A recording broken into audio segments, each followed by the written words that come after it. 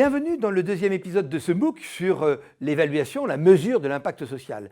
Quelles sont les principales méthodes et outils utilisés pour l'évaluation de l'impact social? Comment les choisir et avec qui? Comment choisir ces indicateurs de mesure?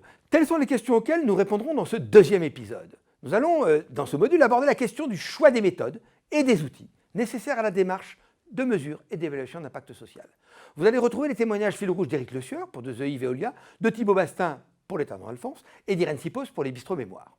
Dans ce second épisode, les témoignages complémentaires vous permettront de rencontrer David Laurin, fondateur de Recyclivre, Mélanie Gromer, responsable du service études et prospectives de France Active, et Florent Bédecarat, responsable de la division évaluation et capitalisation à l'Agence française de développement, l'AFD. Enfin, les experts de cet épisode seront Christophe Sanchez, consultant senior pour Kimso, et Anne-Claire Pache, professeur titulaire de la chaire philanthropie à l'ESSEC. Vous retrouverez également Kevin André. Je mettrai ces témoignages et éclairages d'experts en perspective dans la rubrique Prenons du recul, puis je vous donnerai les éléments de cours essentiels dans la rubrique Allons plus loin. Dans la dernière rubrique, Passons à l'action, vous trouverez le quiz de validation de vos acquis, étape incontournable si vous souhaitez obtenir le certificat Coursera, et un travail en correction par les pairs, facultatif, qui vous proposera de réfléchir sur les méthodes et outils pertinents pour la mesure d'impact social dans le cadre de votre projet.